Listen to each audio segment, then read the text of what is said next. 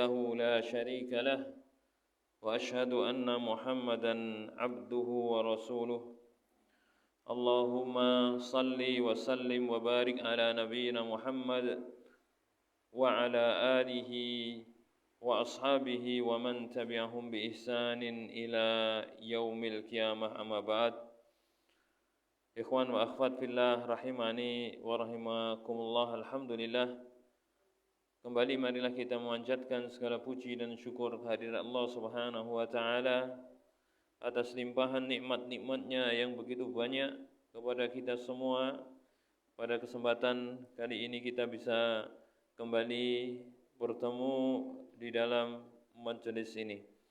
Kemudian salawat serta salam semoga tercurahkan kepada suri tauladan kita Nabi Muhammad sallallahu alaihi wasallam dan juga kepada para keluarganya, para sahabatnya dan para pengikutnya yang senantiasa mengikuti tuntunannya hingga hari akhir nanti.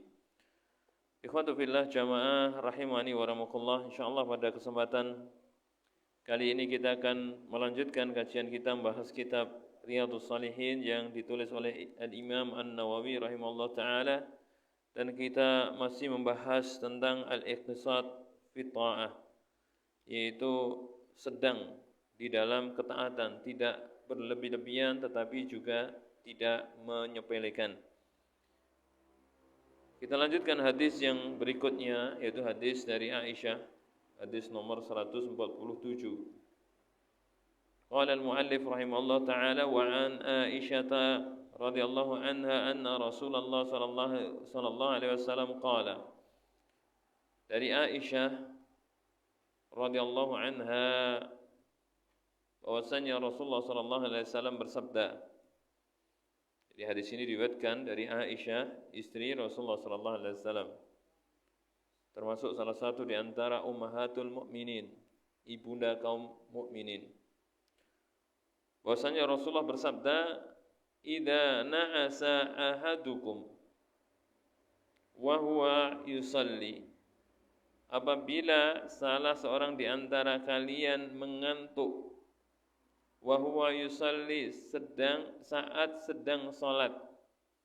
Apabila salah seorang di antara kalian mengantuk ketika sedang salat, falyarqud, maka hendaknya dia tidur.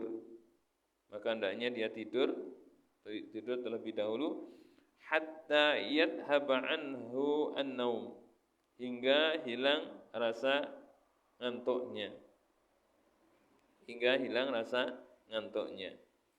Jadi kalau ada seorang di malam hari bangun malam mau sholat malam, tetapi ternyata masih ngantuk karena tidurnya baru 1 jam, 2 jam, masih kurang. Kemudian dia bangun mau sholat tapi ngantuk. Maka kata Nabi apa? Falyarqud, hendaknya dia tidur kembali sampai hilang rasa ngantuknya. Kemudian Nabi mengatakan, fa inna ahadakum idza shalla wa huwa na'isun, sesungguhnya salah seorang di antara kalian apabila salat wa huwa na'isun, dalam keadaan ngantuk. Apabila sholat dalam keadaan ngantuk, kira-kira gimana kalau ngantuk tetapi dipaksakan sholat? Apa yang terjadi? Tidak khusyuk atau yang lainnya. Di sini Nabi mengatakan, la yadri la'allahu yadhabu yastaghfiru fayasubbu nafsahu. Nah, apabila salah seorang di antara kalian sholat sementara dia ngantuk, maka la yadri, dia tidak tahu. La'allahu yadhabu yastaghfir, dia tidak tahu, barangkali dia ingin beristighfar, ingin minta ampunan kepada Allah, tetapi apa? Fayasubbu nafsahu, tetapi malah dia mencaci dirinya sendiri.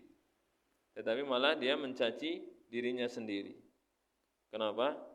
Karena ngantuk, sehingga tidak fokus. Yang tadinya lisannya ingin beristighfar, minta ampunan kepada Allah, justru sebaliknya malah dia mencaci dirinya sendiri. Muttafaqun alaih. Hadis ini diriwayatkan Bukhari dan muslim. Baik, ikhwatu fillah rahimani wa rahmatullah, dari hadis ini kita bisa mengambil beberapa faedah. Yang pertama yaitu karahatu izhadin nafsi bil ibadah. Hadis ini menunjukkan dimakruhkan memaksakan diri secara berlebih di dalam ibadah. Jadi dimakruhkan memaksakan diri secara berlebih dalam ibadah. Seperti ini salat. Salat itu amal ibadah yang mulia. Salat malam misalkan, amalan yang mulia. Tetapi kalau seandainya seorang memaksakan diri sampai dalam keadaan ngantuk, dalam keadaan sakit, dia tetap paksakan dirinya untuk melaksanakannya, maka dikhawatirkan justru bukan kebaikan yang dia dapatkan, tapi justru sebaliknya. Maka tidak baik. Nah, kalau kita hendak melaksanakan ibadah, laksanakan sesuai dengan kondisi kita. Jadi enggak boleh kita berlebih-lebihan.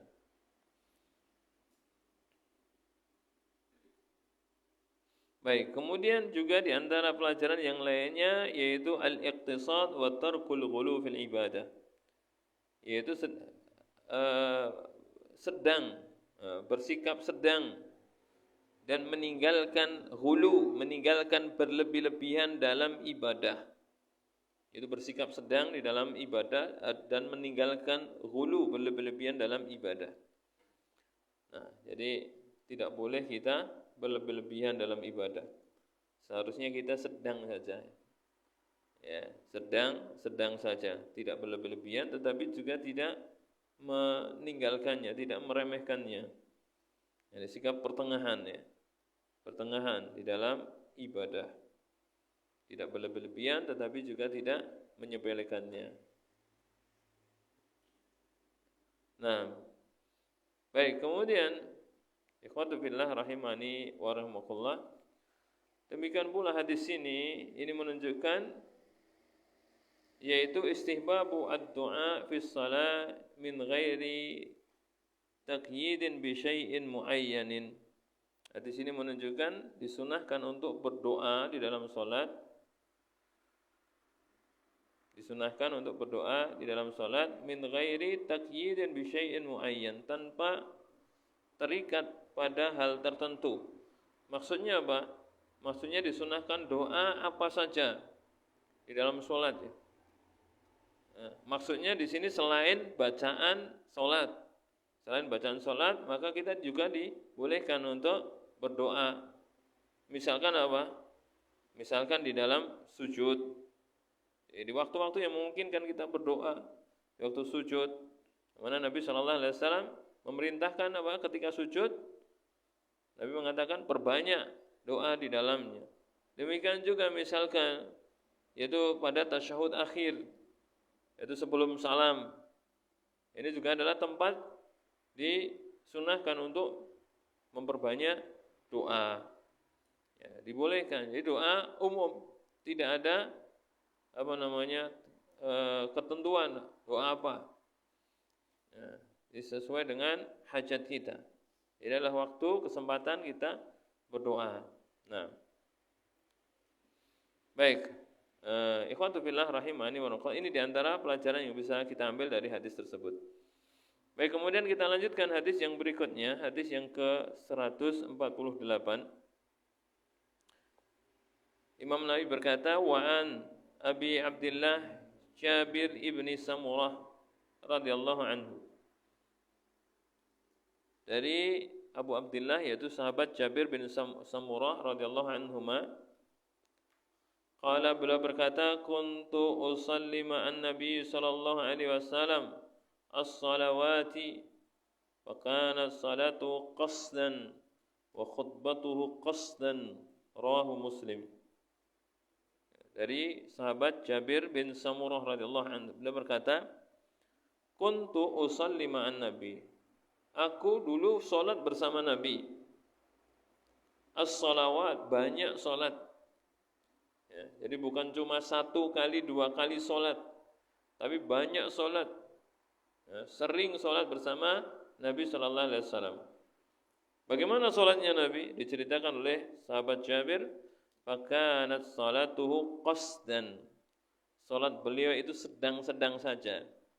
Wa khutbatuhu, dan khutbahnya qasdan. Demikian pula khutbahnya juga sedang. Rawahu Muslim, diriwayatkan oleh Imam Muslim. Qaulu, perkataan Imam Nawawi mengatakan qaulu qasdan, perkataan Nabi qasdan, ay baina tuli wal qisar. Yang dimaksud qasdan sedang itu adalah apa? Antara yang panjang dengan yang pendek. Jadi salatnya Nabi tidak panjang banget, tetapi juga tidak pendek, tapi sedang, tengah-tengah. Ini salatnya Nabi sallallahu alaihi wasallam. Baik, khawatu billah rahimani wa rahmatullah. Dari hadis ini kita bisa mengambil beberapa pelajaran, di antaranya takhfifun Nabi sallallahu alaihi wasallam as-salata wal khutbata rahmatan bil musallin. Nabi meringankan salat dan khutbahnya, Nabi meringankan salat dan khutbahnya rahmatan bil musallin, sebagai bentuk rahmat, sebagai bentuk sayang bil musallin, kepada para makmum, orang-orang yang salat ya. Jadi Nabi meringankan salat, meringankan khutbah dalam khutbah Jumat misalkan, itu sebagai bentuk rahmat, kasih sayang Nabi terhadap makmum. Kenapa? Fa inna fihim al-marid wa sahibu al-hajah. Karena sesungguhnya di antara mereka ada orang yang sakit, wa sahib al-hajah, dan orang yang memiliki hajat, memiliki keperluan.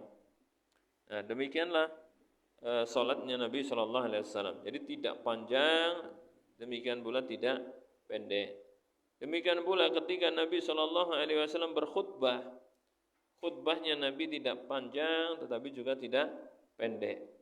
Berbeda dengan yang kita dapati di sebagian masjid. Ada di antara para khatib ketika mereka berkhutbah, khutbahnya lama. Kira-kira gimana kalau khutbahnya lama? Apa yang terjadi?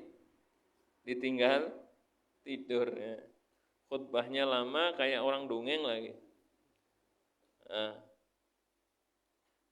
Di tempat kita hari Jumat ini kan bukan hari libur. Banyak di antara saudara-saudara kita kaum muslimin dari pagi sampai menjelang sholat itu kerja. Kemudian setelah itu istirahat, sholat Jumat. Dalam keadaan sebelumnya kerja capek. Apalagi ditambah khotibnya lama. Apalagi khutbahnya seperti orang dongeng. Maka khutbahnya dianggap seperti dongeng pengantar tidur. Akhirnya banyak yang tidur. Ini terjadi. Maka tidak bijak bagi seorang khatib untuk berlama-lama dalam khutbah. Kita contoh Nabi sallallahu alaihi wasallam, khutbah beliau qasdan. Khutbah beliau ini sedang, tidak lama. Nah, ini bentuk rahmat Nabi sallallahu alaihi wasallam kepada jamaahnya, makmumnya. Baik. Kemudian di antara pelajaran yang lain yang bisa kita ambil yaitu at-tawassut fil umur muda'atun lil istimrar fit ta'ah wa adamu al-inqita'. Ini pelajaran yang penting yang bisa kita ambil dari hadis ini. Yaitu bahwasannya sikap pertengahan dalam segala urusan, setiap sikap pertengahan dalam segala urusan ini muda'atun lil istimrar. Ini menjadi pendorong untuk terus fit ta'ah, di dalam ketaatan. Untuk terus maksudnya terus istiqamah dalam ketaatan, wa adamul inqita', dan tidak terputus di tengah jalan. Jadi bersikap sedang dalam segala urusan ini menjadi pendorong untuk terus istiqamah dalam ketaatan dan tidak terputus di tengah jalan. Nah, ini pelajaran yang penting ya. Kalau kita sedang bersikap sedang dalam segala urusan, maka ini menyebabkan kita terus ajak istiqomah dalam ketaatan tersebut. Tidak berhenti. Berbeda kalau seandainya seorang memaksakan diri.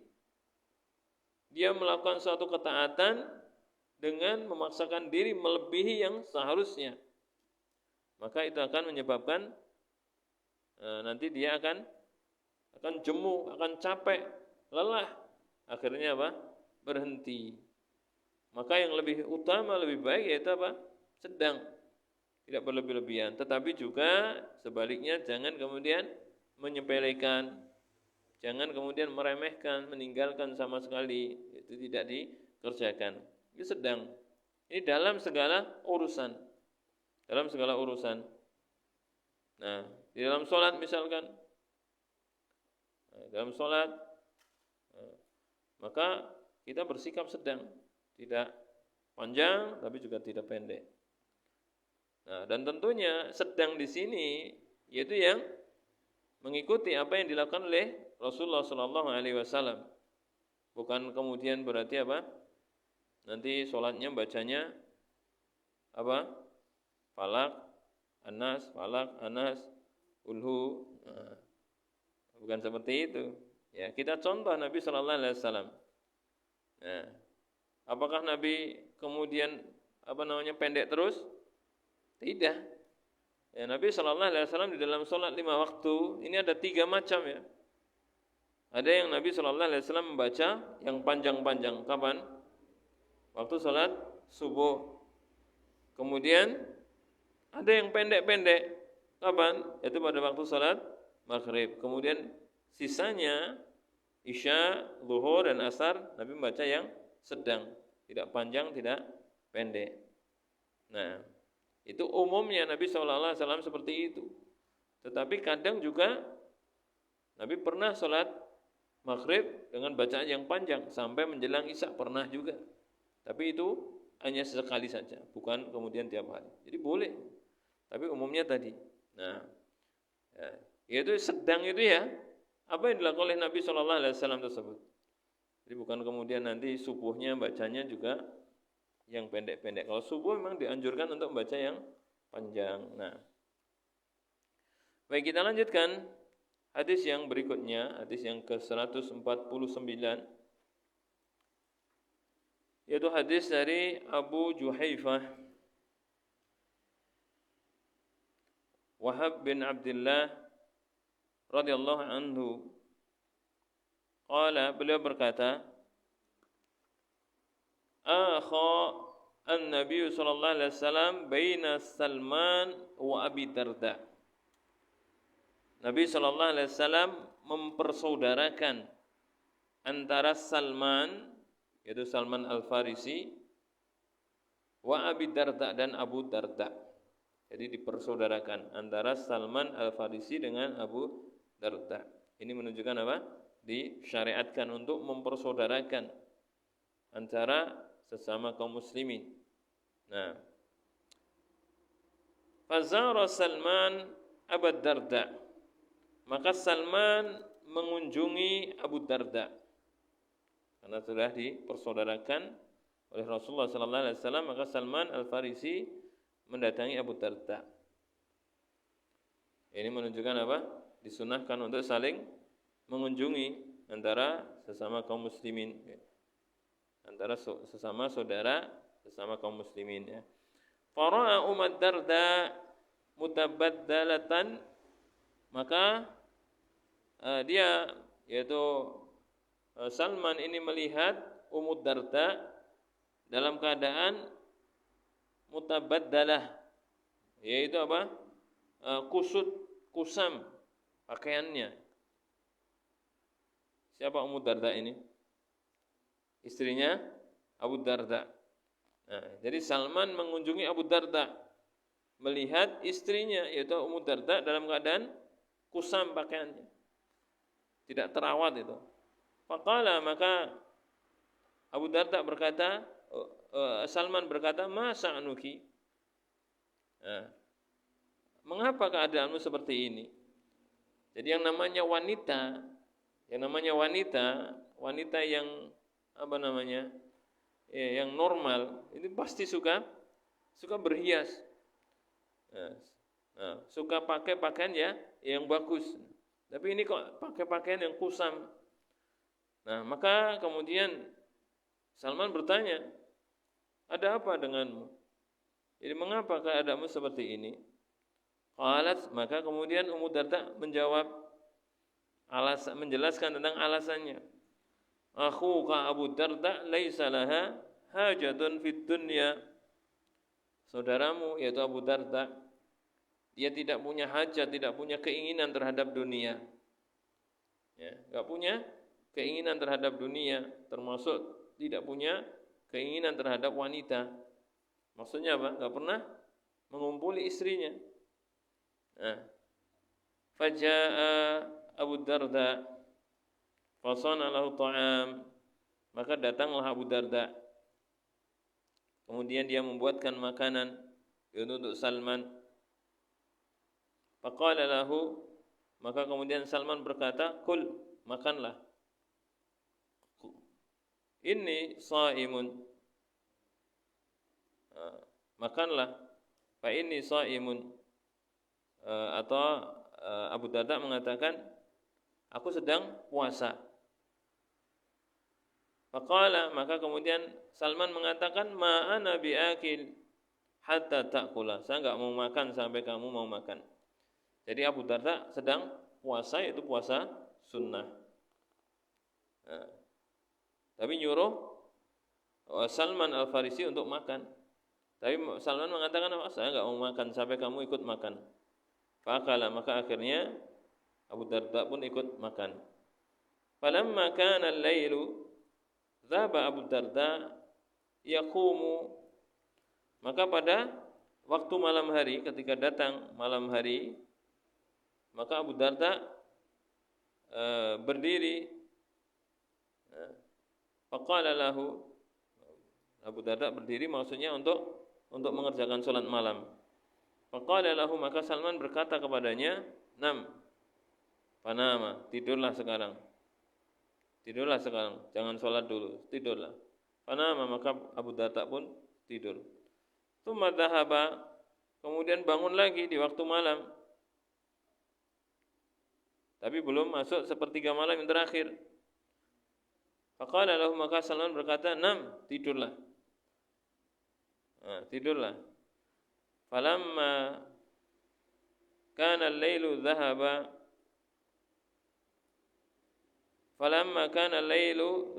Abu Darda yaqumu faqala lahu nam fanama. Maka ketika pada malam berlalu beberapa waktu dari waktu malam, kemudian Abu Darda bangkit lagi mau sholat, tapi kemudian Salman mengatakan nam, tidurlah. Fanama, kemudian tidur lagi. Tsumma dhahaba yaqumu faqala lahu nam. Kemudian bangun lagi, kemudian Salman pun mengatakan tidurlah. Jadi seperti itu sampai berulang-ulang ya. Mau bangun enggak usah, nanti tidur dulu. Bangun lagi, tidur dulu, terus seperti itu. Falamma kana min akhiril lail, qala Salman, maka ketika sudah berada di akhir malam, maka Salman kemudian berkata, qum al-an, sekarang bangunlah, yaitu untuk salat malam. Fasallaya jami'an, maka kemudian akhirnya keduanya pun mengerjakan salat. Faqala lahu Salman, kemudian Salman berkata kepadanya, yaitu kepada Abu Darda. Nah, jadi di sini dijelaskan bahwasanya Abu Darda dia banyak melakukan ibadah, salat malam, sepanjang malam dia salat. Demikian juga puasa, dia sering puasa. Nah, dan di sini Salman Al-Farisi dia mengingatkan kepada Abu Darda tentang perbuatan Abu Darda tersebut. Kemudian beliau mengatakan, inna li rabbika alaika haqqan, sesungguhnya Rabbmu, Tuhanmu memiliki hak atasmu. Maksudnya engkau beribadah kepada Allah, itu adalah hak Allah. Ya memang benar Allah punya hak atasmu. Tetapi wa inna li nafsika alaika haqqan. Tetapi dirimu itu juga mempunyai hak. Dirimu, badanmu itu punya hak. Maka jangan sholat terus sampai capek, sampai sakit, sampai kurus misalkan, jangan. Tapi dirimu juga punya hak. Wa li ahlika alaika haqqan. Demikian pula keluargamu, istrimu itu juga punya hak atasmu. Jadi jangan sampai berlebihan dari dalam ibadah kemudian melalaikan hak istrimu. Nah, fati kulladzi haqqin haqqahu. Maka berikanlah setiap yang mempunyai hak haknya. Maka berikanlah hak kepada yang memilikinya. Jadi Allah punya hak untuk diibadahi, beribadah. Tapi secukupnya, sedang, tidak berlebihan. Demikian juga diri kita punya hak, berikan. Kalau capek ya istirahat, kalau ngantuk ya tidur, tidak berlebih-lebihan. Demikian juga keluarga, anak, istri juga punya hak. Tidak boleh waktunya dihabiskan untuk ibadah terus. Sementara istrinya, anak-anaknya tidak pernah diperhatikan. Nah, baik, kemudian fa'atan Nabi sallallahu alaihi wasallam fadzakara dzalika lahu. Maka kemudian Abu Darda selanjutnya mendatangi Nabi sallallahu alaihi wasallam, fadzakara dzalika lahu, kemudian menceritakan hal tersebut kepada Nabi. Menceritakan hal tersebut kepada Nabi, menceritakan apa yang dilakukan oleh Salman. Melarang puasa sunnah, kemudian melarang salat malam kecuali setelah di penghujung malam. Ini diceritakan semua kepada Nabi sallallahu alaihi wasallam. Maka bagaimana komentar Nabi? Faqala Nabi sallallahu alaihi wasallam, maka Nabi sallallahu alaihi wasallam bersabda, "Shadaqa Salman." Salman benar. Salman benar, memang demikian. Jadi semuanya punya hak. Allah, Rabb kita punya hak, kita ibadahi, tapi tidak berlebihan. Diri kita sendiri juga punya hak yang harus kita perhatikan. Demikian pula keluarga kita punya hak yang juga harus diperhatikan. Rawahul Bukhari, diriwayatkan oleh Imam Al-Bukhari. Dan dari hadis ini kita bisa mengambil beberapa pelajaran. Di antaranya yaitu masyru'iyati al-mu'akhah fillah wa ziyaratul ikhwan wal mabit indahum. Hadis ini menunjukkan disyariatkannya mempersaudarakan itu antara sesama mukmin karena Allah, dijadikan saudara. Ya, itu disyariatkan, menjadikan saudara antara sama mukmin karena Allah. Demikian pula wa ziyaratul ikhwan wal mabit indahum, dan juga disyariatkan mengunjungi saudara. Ya, mengunjungi saudara sama mukmin dan menginap di rumahnya sebagaimana yang dilakukan oleh sahabat Salman Al-Farisi. Nah, kemudian di antara faedah yang lainnya, hadis ini menunjukkan masyru'iyatu mukhatabati al-ajnabiyah lil hajah. Yaitu dibolehkan berbicara dengan wanita asing, yaitu wanita yang bukan mahram, lil hajah jika ada kebutuhan. Nah, dibolehkan berbicara dengan wanita asing, wanita yang bukan mahram jika ada keperluan. Sebagaimana ini dilakukan oleh Salman Al-Farisi. Dia berbicara kepada istrinya Abu Darda, yaitu Ummu Darda. Ya, ini dibolehkan jika ada hajat. Adapun jika tidak ada hajat, tidak ada kebutuhan, itu hanya ngobrol ngalor ngidul yang enggak ada manfaatnya, maka yang seperti ini harusnya dihindari. Kenapa? Karena dikhawatirkan di sanalah nanti akan masuk syaitan yang menggoda keduanya. Sehingga tidak jarang terjadi berselingkuhan antara laki-laki dan perempuan disebabkan karena itu. Nah, karena yang seperti ini. Nah, jadi bicara boleh tapi ada batasannya. Demikian pula bagi wanita ketika bicara dengan laki-laki juga ada aturan yang harus diperhatikan. Itu tidak boleh ya dilembut-lembutkan di dalam berbicara dan sebagainya. Berbicara dengan manja seperti ini nggak boleh kepada laki-laki asing. Kalau pada suaminya silahkan, dibolehkan. Nah, tapi kalau dengan laki-laki asing maka seperti itu tidak dibolehkan. Nah, baik, kemudian di antara pelajaran yang lainnya yaitu masyru'iyatu an-nushi lil muslimin wa tanbihi man ghafala minhum. Itu hadis ini menunjukkan disyariatkan memberikan nasihat. Disyariatkan memberikan nasihat kepada sesama kaum muslimin. Sesama muslim ya. Dan memperingatkan orang yang lalai di antara mereka. Disyariatkan untuk memberikan nasihat sesama muslim dan memperingatkan yang lalai di antara mereka. Nah, jadi ikhwatu fillah rahimani wa rahmatullah. Jadi kita hidup di dunia ini tidak sendiri. Kita hidup di dunia ini bersama dengan saudara-saudara kita sesama muslim. Nah, dan tentunya ketika kita hidup di dunia ini tidak mungkin selamanya kita benar. Pasti suatu saat kita melakukan kesalahan. Maka di sanalah kita membutuhkan ada saudara kita yang mengingatkan kita. Karena terkadang kesalahan yang kita lakukan itu tanpa kita sadari. Terkadang kita merasa ini benar, ini sudah pas, tetapi ternyata apa? Itu tidak benar. Ini sebagaimana yang dilakukan oleh Abu Darda. Dia merasa bahwasanya dia memperbanyak ibadah, ini suatu kebaikan. Tetapi ternyata apa? Ini tidak dibenarkan. Nah, inilah kita membutuhkan apa? Saudara kita yang mengingatkan kita. Maka Nabi SAW mengatakan bahwasanya agama ini adalah nasihat. Nabi mengatakan apa? Ad-dinu an-nasihah. Agama itu adalah nasihat. Di antaranya nasihat bagi siapa?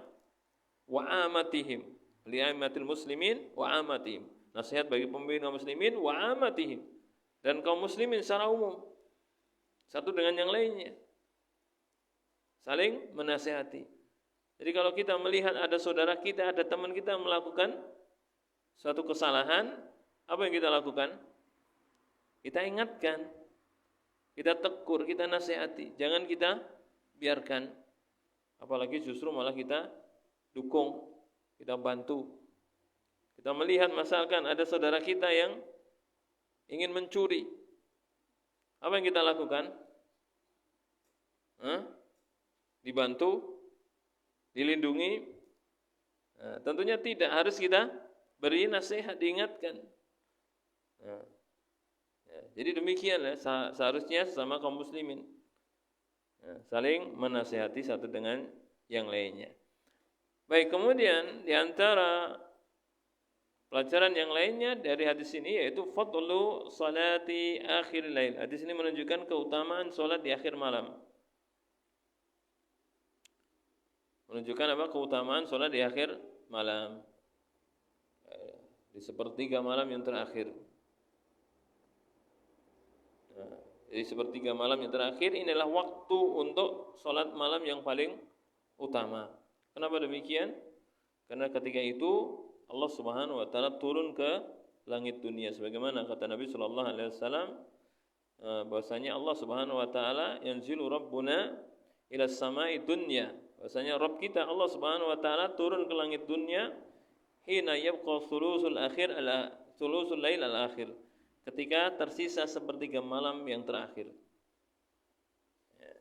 Allah turun ke langit dunia. Kemudian Allah mencari orang-orang yang berdoa kepada Allah, kemudian Allah mengabulkannya. Orang-orang yang beristighfar mohon ampunan kepada Allah, maka kemudian Allah akan mengabulkannya. Maka inilah waktu yang terbaik untuk mengerjakan salat malam. Tapi kebanyakan apa yang dilakukan oleh kaum muslimin di waktu tersebut? Nonton bola. Nah, kebanyakan kaum muslimin di waktu itu mereka tertidur lelap ya. Bahkan waktu tersebut adalah waktu yang enak-enaknya untuk tidur. Waktu yang enak-enaknya, nyaman-nyamannya untuk tidur. Bahkan ketika bangun saja malas, lanjutkan tidur lagi terus seperti itu. Banyak seperti itu sampai bahkan sholat subuh pun nggak bangun. Adzan subuh nggak bangun, terus bangun-bangun ketika sudah pagi, ketika matahari sudah terbit. Ini banyak seperti itu.